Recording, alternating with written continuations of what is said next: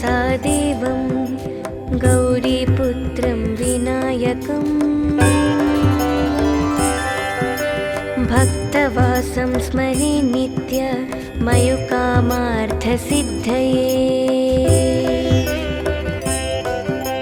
प्रथमं वक्रतुण्डं च एकदन्तं द्वितीयकम् तृतीयं कृष्णपिङ्गाक्षं गजवक्त्रं चतुर्थकम् लम्बोदरं पञ्चमं च षष्ठं विकटमेव च सप्तमं विघ्नराजेन्द्र दूर्मवर्णं तदाष्टमम् नवमं फलचन्द्रं च दशमं तु विनायकम् एकादशं गणपतिं द्वादशं तु गजाननम् द्वादशेतानि नामानि त्रिसन्ध्यं यः पठे नरः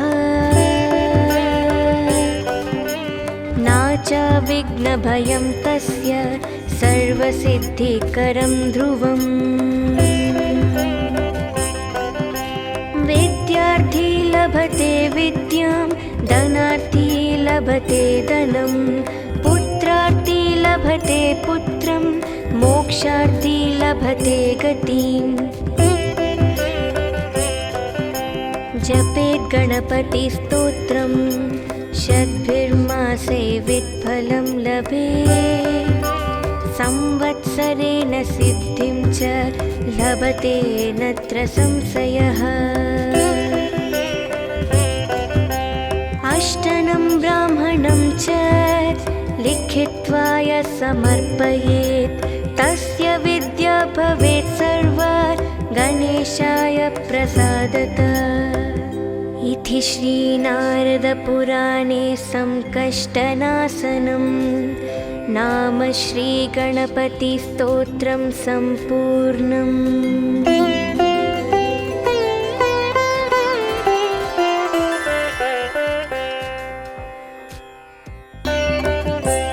प्रणम्य शिरसा देवं गौरीपुत्रं विनायकम् भक्तवासं स्मरे नित्य मयुकामार्थसिद्धये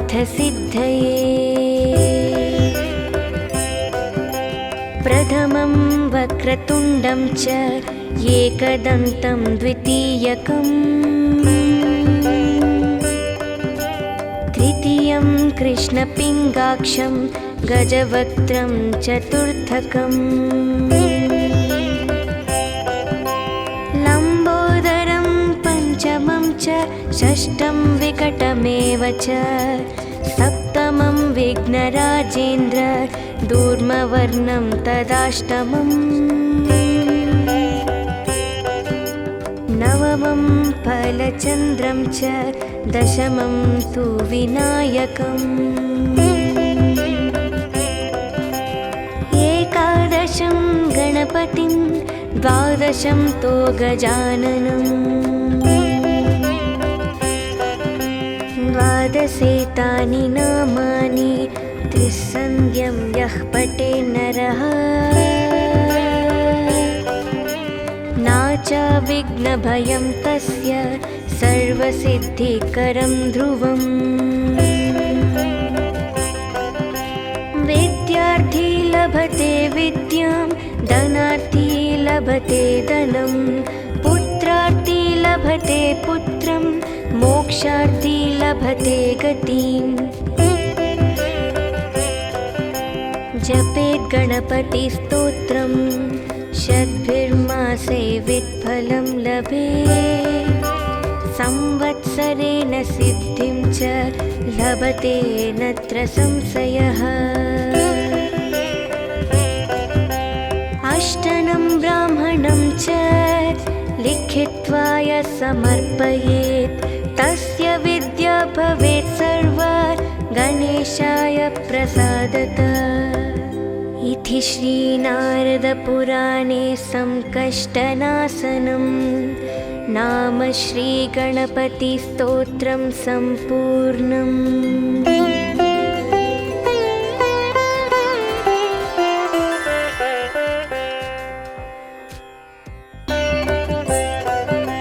प्रणम्य शिरसा देवं गौरीपुत्रं विनायकम् भक्तवासं स्मरे नित्य मयुकामार्थसिद्धये। प्रथमं वक्रतुण्डं च एकदन्तं द्वितीयकम् तृतीयं कृष्णपिङ्गाक्षं गजवक्त्रं चतुर्थकम् लम्बोदरं पञ्चमं च षष्ठं विकटमेव च सप्तमं विघ्नराजेन्द्र दूर्मवर्णं तदाष्टमम् नवमं फलचन्द्रं च दशमं तु विनायकम् एकादशं गणपतिं द्वादशं तो गजाननम्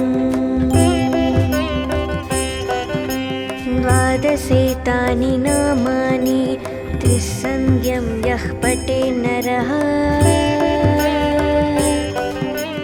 नाच विघ्नभयं तस्य सर्वसिद्धिकरं ध्रुवम्। विद्यार्थी लभते विद्यां धनार्थी लभते धनं पुत्रार्थी लभते पुत्रं मोक्षार्थी लभते गतिम्। जपेत् गणपतिस्तोत्रं षड्भिर्मासे वित्फलं लभेत् संवत्सरेण सिद्धिं च लभते नत्र संशयः। अष्टनं ब्राह्मणं च लिखित्वा यः समर्पयेत् तस्य विद्या भवेत् सर्वा गणेशाय प्रसादतः।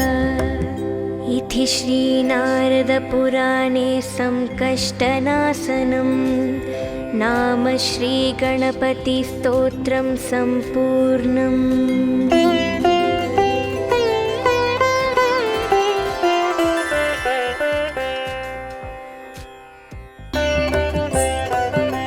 प्रणम्य शिरसा देवं गौरीपुत्रं विनायकम्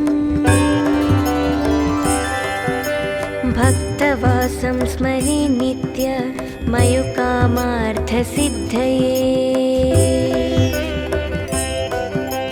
प्रथमं वक्रतुण्डं च एकदन्तं द्वितीयकम् तृतीयं कृष्णपिङ्गाक्षं गजवक्त्रं चतुर्थकम् लम्बोदरं पञ्चमं च षष्ठं विकटमेव च सप्तमं विघ्नराजेन्द्र दूर्मवर्णं तदाष्टमम् नवमं फलचन्द्रं च दशमं तु विनायकम्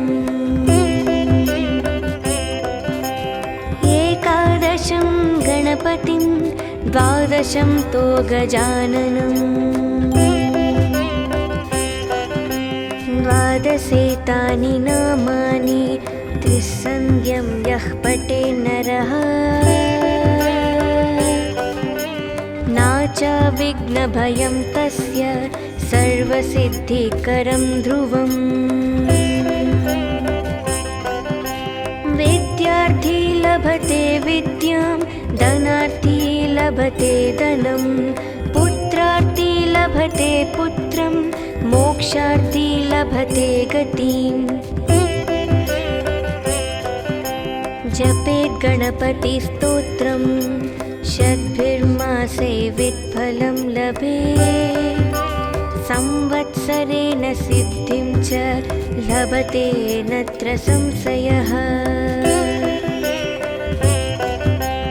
अष्टनं ब्राह्मणं च लिखित्वा यः समर्पयेत् तस्य विद्या भवेत् सर्वा गणेशाय प्रसादतः। इति श्रीनारदपुराणे संकष्टनाशनं नाम श्रीगणपतिस्तोत्रं सम्पूर्णम्।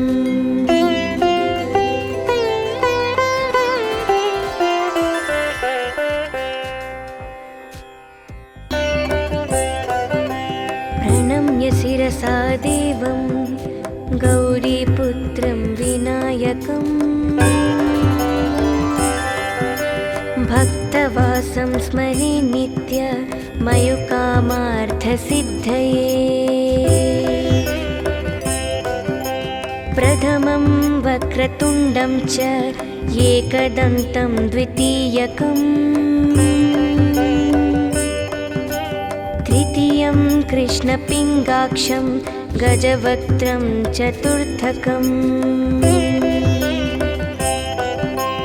लम्बोदरं पञ्चमं च षष्ठं विकटमेव च सप्तमं विघ्नराजेन्द्र दूर्मवर्णं तदाष्टमम् नवमं फलचन्द्रं च दशमं तु विनायकम् एकादशं गणपतिं द्वादशं तु गजाननम् द्वादशेतानि नामानि त्रिसन्ध्यं यः पठे नरः नाचा विघ्नभयं तस्य सर्वसिद्धिकरं ध्रुवम्। विद्यार्थी लभते विद्यां धनार्थी लभते धनं पुत्रार्थी लभते पुत्रं मोक्षार्थी लभते गतिम्। जपेत् गणपतिस्तोत्रं षड्भिर्मासे वित्फलं लभेत् संवत्सरेण सिद्धिं च लभते नत्र संशयः। अष्टनं ब्राह्मणं च लिखित्वा यः समर्पयेत् तस्य विद्या भवेत् सर्वा गणेशाय प्रसादतः। इति श्रीनारदपुराणे संकष्टनाशनं नाम श्रीगणपतिस्तोत्रं सम्पूर्णम्।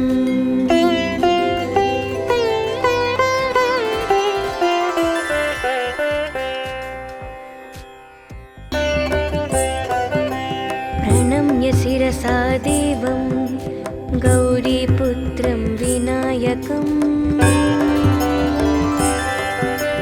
भक्तवासं स्मरे नित्य मयुकामार्थसिद्धये। प्रथमं वक्रतुण्डं च एकदन्तं द्वितीयकम् तृतीयं कृष्णपिङ्गाक्षं गजवक्त्रं चतुर्थकम् लम्बोदरं पञ्चमं च षष्ठं विकटमेव च सप्तमं विघ्नराजेन्द्र दूर्मवर्णं तदाष्टमम् नवमं फलचन्द्रं च दशमं तु विनायकम् एकादशं गणपतिं द्वादशं तु गजाननम् द्वादशेतानि नामानि त्रिसन्ध्यं यः पठे नरः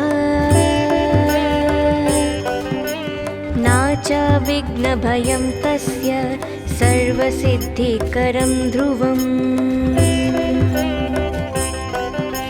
विद्या विद्यार्थी लभते विद्यां, धनार्थी लभते धनं, पुत्रार्थी लभते पुत्रं, मोक्षार्थी लभते गतिम्। जपेत् गणपतिस्तोत्रं, शतभिर्मासे वित्फलं लभेत्, संवत्सरेण सिद्धिं च लभते नत्र संशयः। अष्टनं ब्राह्मणं च लिखित्वा यः समर्पयेत्, तस्य विद्या भवेत् सर्वा गणेशाय प्रसादतः। इति श्रीनारदपुराणे संकष्टनाशनं नाम श्रीगणपतिस्तोत्रं सम्पूर्णम्।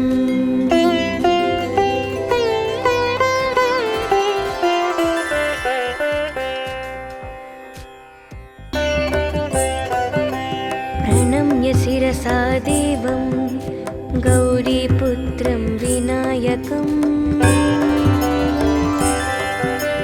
भक्तवासं स्मरे नित्य मयुकामार्थसिद्धये। प्रथमं वक्रतुण्डं च एकदन्तं द्वितीयकम्, तृतीयं कृष्णपिङ्गाक्षं गजवक्त्रं चतुर्थकम्, लम्बोदरं पञ्चमं च षष्ठं विकटमेव च, सप्तमं विघ्नराजेन्द्र दूर्मवर्णं तदाष्टमम्, नवमं फलचन्द्रं च दशमं तु विनायकम्, एकादशं गणपतिं द्वादशं तु गजाननम्, द्वादशेतानि नामानि त्रिसन्ध्यं यः पठेत् नरः,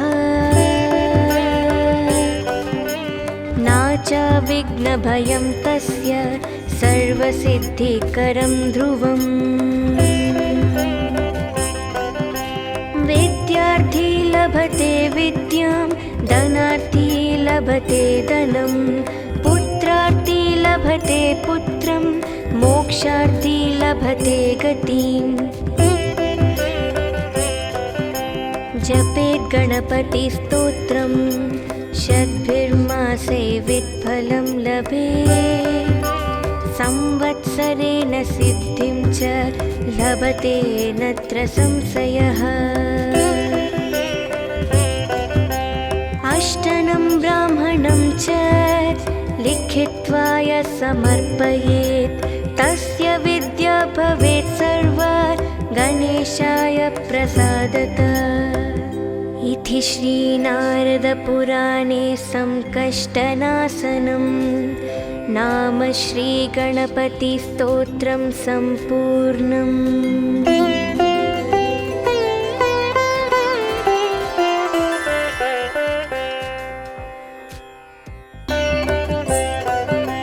प्रणम्य शिरसा देवं गौरीपुत्रं विनायकम्,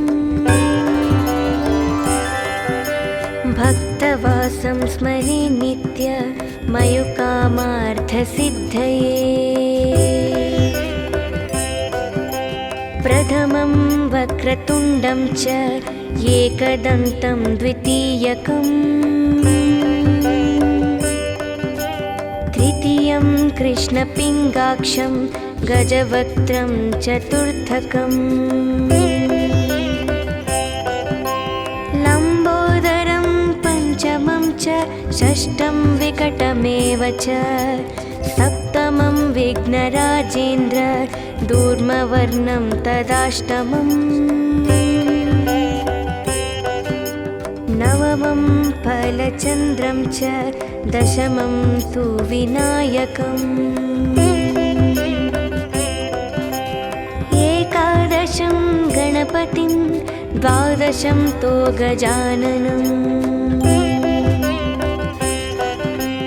द्वादशेतानि नामानि त्रिसन्ध्यं यः पठे नरः नाचाविघ्नभयं तस्य सर्वसिद्धिकरं ध्रुवम् विद्यार्थी लभते विद्यां धनार्थी लभते धनं पुत्रार्थी लभते पुत्रं मोक्षार्थी लभते गतिम् जपेत् गणपतिस्तोत्रं शतभिर्मासे वित्फलं लभेत् संवत्सरेण सिद्धिं च लभते नत्र संशयः अष्टनं ब्राह्मणं च लिखित्वा यः समर्पयेत् तस्य विद्या भवेत् सर्वा गणेशाय प्रसादतः इति श्रीनारदपुराणे संकष्टनाशनं नाम श्रीगणपतिस्तोत्रं सम्पूर्णम्।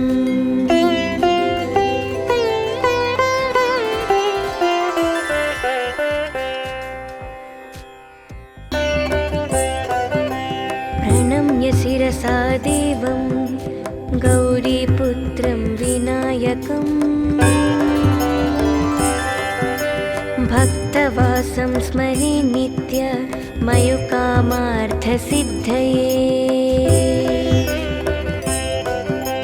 प्रथमं वक्रतुण्डं च एकदन्तं द्वितीयकम् तृतीयं कृष्णपिङ्गाक्षं गजवक्त्रं चतुर्थकम् लम्बोदरं पञ्चमं च षष्ठं विकटमेव च सप्तमं विघ्नराजेन्द्र दूर्मवर्णं तदाष्टमम् नवमं फलचन्द्रं च दशमं तु विनायकम् एकादशं गणपतिं द्वादशं तु गजाननम् द्वादशेतानि नामानि त्रिसन्ध्यं यः पठे नरः नाचाविघ्नभयं तस्य सर्वसिद्धिकरं ध्रुवम् विद्यार्थी लभते विद्यां धनार्थी लभते धनं पुत्रार्थी लभते पुत्रं मोक्षार्थी लभते गतिम् जपेत् गणपतिस्तोत्रं शतभिर्मासे वित्फलं लभेत् संवत्सरेण सिद्धिं च लभते नत्र संशयः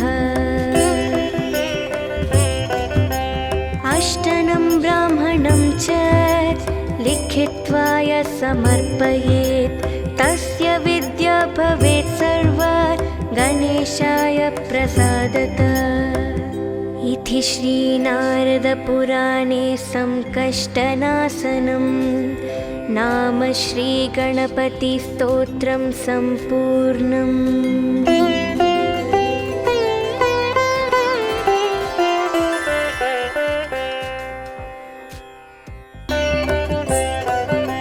प्रणम्य शिरसा देवं गौरीपुत्रं विनायकम्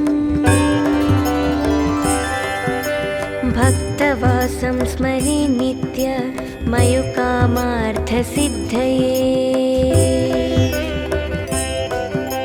प्रथमं वक्रतुण्डं च एकदन्तं द्वितीयकम्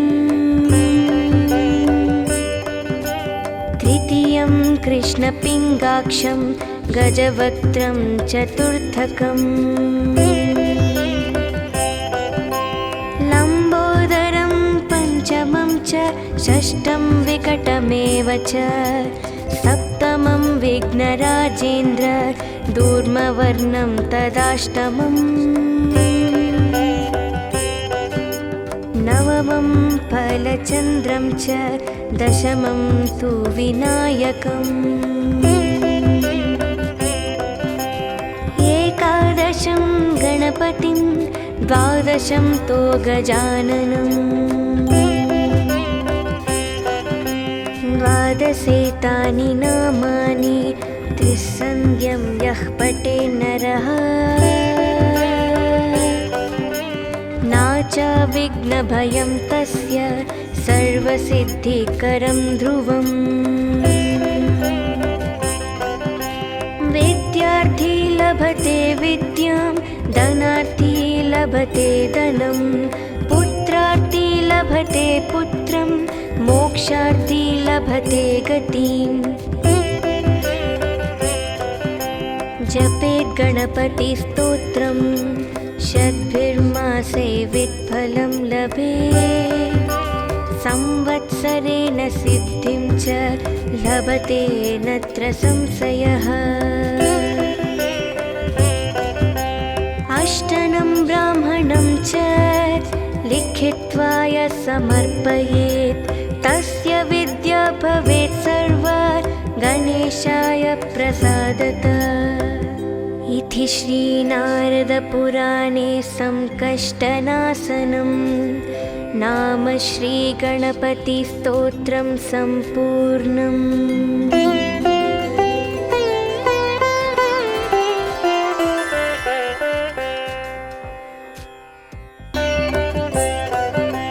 प्रणम्य शिरसा देवं गौरीपुत्रं विनायकम् भक्तवासं स्मरे नित्य मयुकामार्थसिद्धये प्रथमं वक्रतुण्डं च एकदन्तं द्वितीयकम् तृतीयं कृष्णपिङ्गाक्षं गजवक्त्रं चतुर्थकम् लम्बोदरं पंचमं च षष्ठं विकटमेव च सप्तमं विघ्नराजेन्द्र दूर्मवर्णं तदाष्टमम् नवमं फलचन्द्रं च दशमं तु विनायकम् एकादशं गणपतिं द्वादशं तु गजाननम् द्वादशेतानि नामानि त्रिसन्ध्यं यः पठे नरः नाचा विघ्नभयं तस्य सर्वसिद्धिकरं ध्रुवम् विद्यार्थी लभते विद्यां धनार्थी लभते धनं पुत्रार्थी लभते पुत्रं मोक्षार्थी लभते गतिम् जपेत् गणपतिस्तोत्रं शतभिर्मासे वित्फलं लभेत् संवत्सरेण सिद्धिं च लभते नत्र संशयः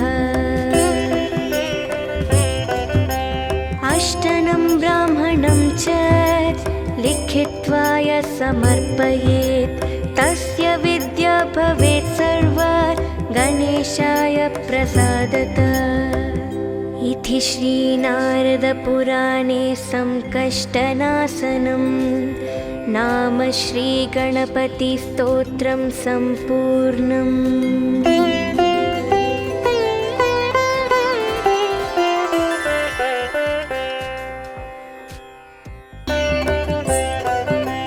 प्रणम्य शिरसा देवं गौरीपुत्रं विनायकम् भक्तवासं स्मरे नित्य मयुकामार्थसिद्धये प्रथमं वक्रतुण्डं च एकदन्तं द्वितीयकम्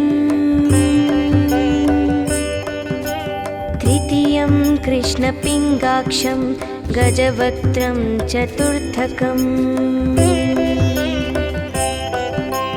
लम्बोदरं पञ्चमं च षष्ठं विकटमेव च सप्तमं विघ्नराजेन्द्र दूर्मवर्णं तदाष्टमम् नवमं फलचन्द्रं च दशमं तु विनायकम् एकादशं गणपतिं द्वादशं तो गजाननम् द्वादशेतानि नामानि त्रिसन्ध्यं यः पठे नरः नाचा विघ्नभयं तस्य सर्वसिद्धिकरं ध्रुवम् विद्यार्थी लभते विद्यां धनार्थी लभते धनं पुत्रार्थी लभते पुत्रं मोक्षार्थी लभते गतिम् जपेत् गणपतिस्तोत्रम् शतभिर्मासे वित्फलं लभेत् संवत्सरेण सिद्धिं च लभते नत्र संशयः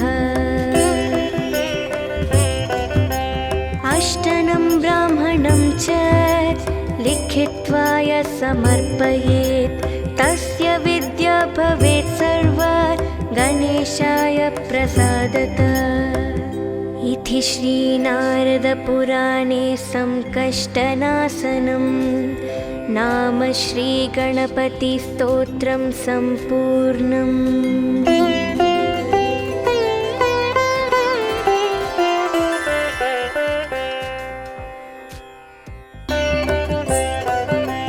प्रणम्य शिरसा देवं गौरीपुत्रं विनायकम् भक्तवासं स्मरे नित्य मयुकामार्थसिद्धये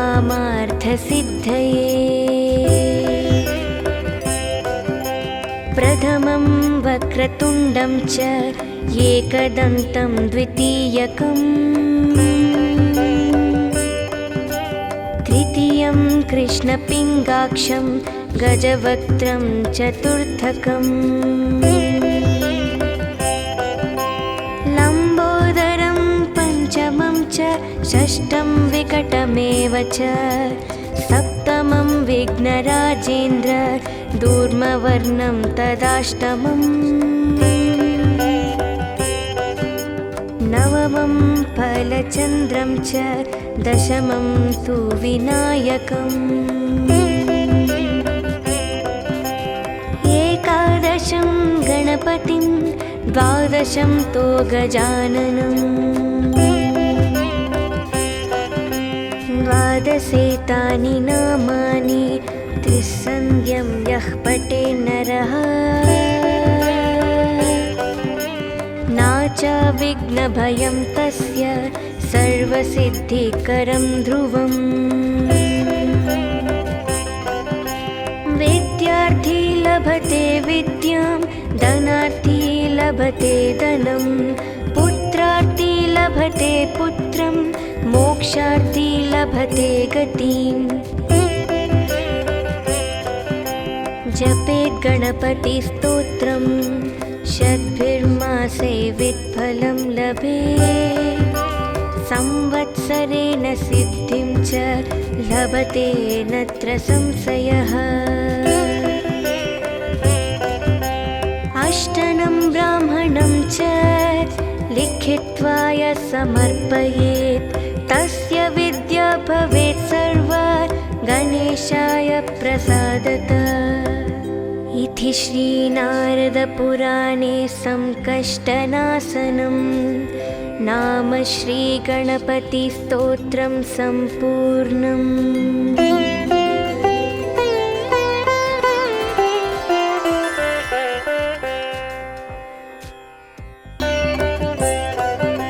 प्रणम्य शिरसा देवं गौरीपुत्रं विनायकम्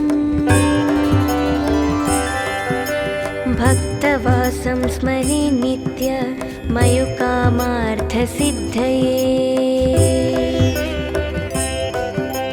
प्रथमं वक्रतुण्डं च एकदन्तं द्वितीयकम्, तृतीयं कृष्णपिङ्गाक्षं गजवक्त्रं चतुर्थकम्, लम्बोदरं पञ्चमं च षष्ठं विकटमेव च, सप्तमं विघ्नराजेन्द्र दूर्मवर्णं तदाष्टमम्, नवमं फलचन्द्रं च दशमं तु विनायकम्, एकादशं गणपतिं द्वादशं तो गजाननम्, द्वादशेतानि नामानि त्रिसन्ध्यं यः पठे नरः, नाचा विघ्नभयं तस्य सर्वसिद्धिकरं ध्रुवम्। विद्यार्थी लभते विद्यां, धनार्थी लभते धनं, पुत्रार्थी लभते पुत्रं, मोक्षार्थी लभते गतिम्। जपेत् गणपतिस्तोत्रं शतभिर्मासे वित्फलं लभेत्, संवत्सरेण सिद्धिं च लभते नत्र संशयः। अष्टनं ब्राह्मणं च लिखित्वा यः समर्पयेत्, तस्य विद्या भवेत् सर्वा गणेशाय प्रसादतः। इति श्रीनारदपुराणे संकष्टनाशनं नाम श्रीगणपतिस्तोत्रं सम्पूर्णम्।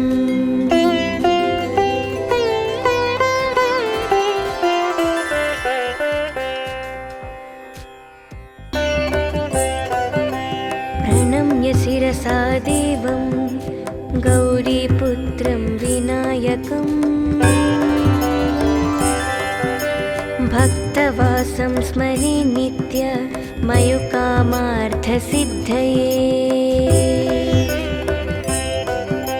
प्रथमं वक्रतुण्डं च एकदन्तं द्वितीयकम्,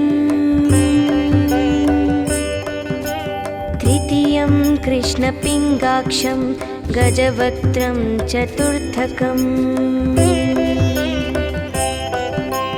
लम्बोदरं पञ्चमं च षष्ठं विकटमेव च, सप्तमं विघ्नराजेन्द्र दूर्मवर्णं तदाष्टमम्, नवमं फलचन्द्रं च दशमं तु विनायकम्, एकादशं गणपतिं द्वादशं तो गजाननम्, द्वादशेतानि नामानि त्रिसन्ध्यं यः पठे नरः, नाचा विघ्नभयं तस्य सर्वसिद्धिकरं ध्रुवम्। विद्यार्थी लभते विद्यां, धनार्थी लभते धनं, पुत्रार्थी लभते पुत्रं, मोक्षार्थी लभते गतिम्। जपेत् गणपतिस्तोत्रं शतभिर्मासे वित्फलं लभेत्, संवत्सरेण सिद्धिं च लभते नत्र संशयः। अष्टनं ब्राह्मणं च लिखित्वा यः समर्पयेत्, तस्य विद्या भवेत् सर्वा गणेशाय प्रसादतः। इति श्रीनारदपुराणे संकष्टनाशनं नाम श्रीगणपतिस्तोत्रं सम्पूर्णम्।